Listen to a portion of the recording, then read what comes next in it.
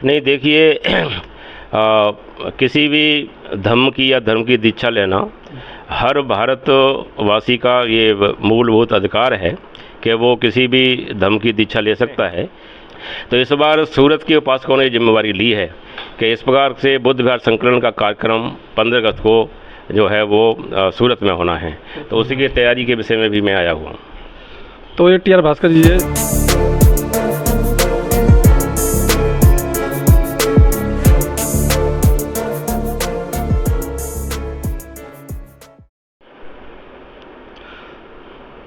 नमस्कार, मैं गिरिजा प्रसाद। आप देखना शुरू कर चुके हैं बदलते भारत।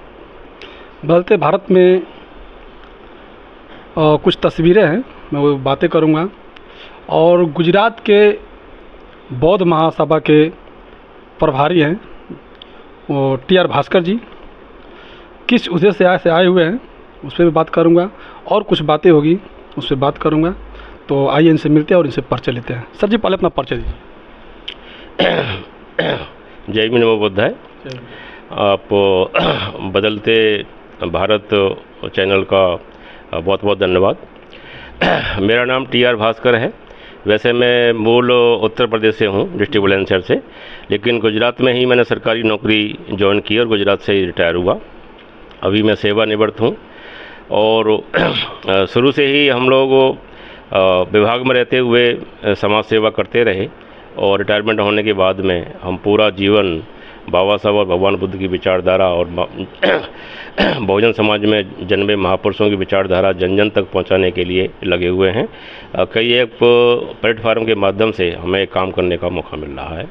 आप लोग यहाँ पे किस उद्देश्य से आए हुए हैं?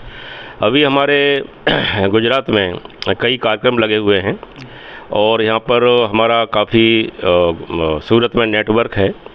जैसा कि आपको मैं बता दूं कि हम भारतीय बौद्ध महासभा राजरत्न अम्बेडकर जी के नेतृत्व में 2015 में हमने यहाँ पर अपनी गुजरात में काम संभाला था और उसके प्रदेश अध्यक्ष हमारे डॉक्टर बोधिराज विश्वास जी हैं और मेरे को गुजरात का प्रभारी का तौर पर जिम्मेवारी दी गई थी।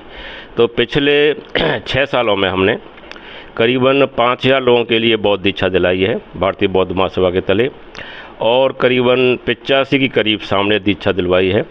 हम हर वर्ष अक्टूबर के महीने में सामने दीक्षा दिलवाते हैं और इस प्रकार से हमारे कई एक कार्यक्रम चलते रहते हैं।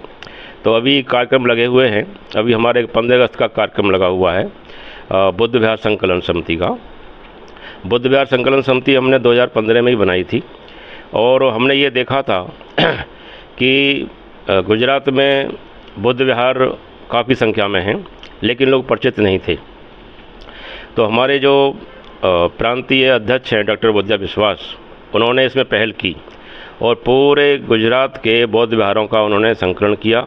सभी के एड्रेस पिन कोड सब के साथ में संचालन कौन कर रहे हैं उनकी एक डायरेक्टरी बनाई है। तो पूरे गुजरात में करीबन 126 बुद्ध विहार काम कर रहे हैं। 126 बुद्ध विहार यहाँ पे गुजरात में है। कुछ कंप्लेन आते हैं सर जी कि जिसे जो लोग वहाँ से धम्म दीक्षा लेकर आते हैं और बौद्ध विहार में बौद्ध के लिए उनका सर्टिफिकेट में नहीं मिल पाता है और वो कहते हैं कि हम अगले पास जाएं तो फिर क्या दिखाएं, हम अपने आईडी प्रूफ क्या दिखाएं उन्हें, किसी को भी नहीं। देखिए किसी भी धर्म की या धर्म की दीक्षा लेना हर भारतवासी का ये मूलभूत अधिकार है कि वो किसी भी धर्म की दीक्षा ले सकता है। लेकिन गुजरात में एक कानून 2003 में, फिर वो अमेंडमेंट हुआ 2007 में, एक सरकार ने कानून बनाया धर्मांतर विधेयक के नाम से कि कोई भी व्यक्ति अपना धर्म चेंज करता है तो उसे सरकार से परमिशन लेनी होगी।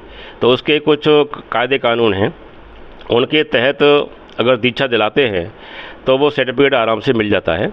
बाकी सभी संस्थाएं बौद्ध होने का प्रमाण पत्र देती हैं, लेकिन हमें सर्टिफिकेट जब लेना होता है तो हमें कलेक्टर के पास जाना होता है। जैसे आपने कहा कि बौद्ध धर्म के लिए, लेकिन कुछ लोग कहते हैं कि हम घर वापसी करा रहे हैं, तो घर वापसी में फिर सर्टिफिकेट क्या ज़रूरत पड़ता है? लेकिन जब सर्टिफिकेट की ज़रूरत पड़ता है फिर वहाँ पर कलेक्टर को ही ज़रूरत पड़ जाती है, तो इस पर क्या कहेंगे? नहीं वो घर वापसी कह सकते हैं, क्योंकि हम बौद्ध ही थे।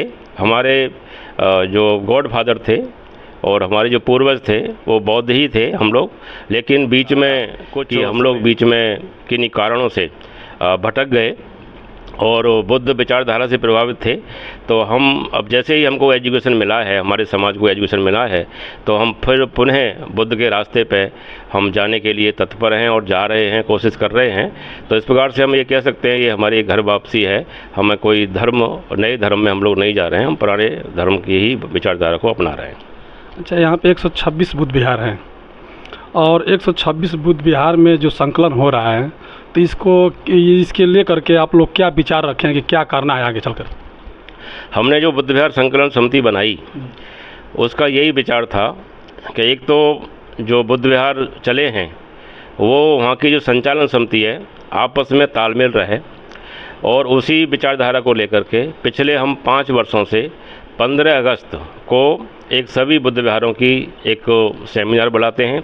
हर बुद्ध विहार से 3 या 5 प्रतिनिधि आते हैं और वहाँ की बुद्ध विहारों की जो क्या क्या परेशानियाँ हैं, तो उसका उद्देश्य यही था जो कमज़ोर बुद्ध विहार हैं आर्थिक स्थिति से, उनकी हम लोग मिलकर मदद करें और समान विचारधारा रहे, और इस प्रकार से हम लोग सम्मेलन करते हैं। इस बार भी 15 अगस्त का प्रोग्राम रखा गया है। तो हमारा जो एक व्हाट्सएप ग्रुप चलता है भारतीय बौद्ध महासभा का, उस पर हमने अपील की थी कि ये पिछले 5 वर्षों से अहमदाबाद में कार्यक्रम होता है और 150 से 200 लोग आते हैं, पूरे दिन का कार्यक्रम रहता है और वहाँ अपने विचार लोग रखते हैं। तो इस बार सूरत के उपासकों ने जिम्मेवारी ली है कि इस प्रकार से बुद्ध विहार संकलन का कार्यक्रम 15 अगस्त को जो है वो सूरत में होना है। तो उसी की तैयारी के विषय में भी मैं आया हुआ हूँ। तो ये टी.आर. भास्कर जी है जो कि सूरत में जो कार्यक्रम लगने वाला है उसके उपलक्ष्य में आने के लिए तैयारी कर रहे हैं। उसमें जो 15 तारीख को जी 15 अगस्त के दिन एक कार्यक्रम गुजरात में हुआ करता था, लेकिन जो सूरत के जो बुद्ध विहार के जो उपासक हैं उनका कहना यह है कि हम इस बार सूरत में लगाएंगे और सूरत के जो कार्यक्रम को आगे बढ़ाना चाहते हैं। तो इस पे आप लोग क्या कमेंट है, कमेंट करिएगा। क्या हमारा देश जो भारत देश है, इसीलिए हम कहते हैं बदलते भारत, क्या यह सोने का चिड़िया था, क्या यह बौद्ध था, बौद्ध राष्ट्र था? इस पे आप लोग कमेंट करके ज़रूर बताइएगा।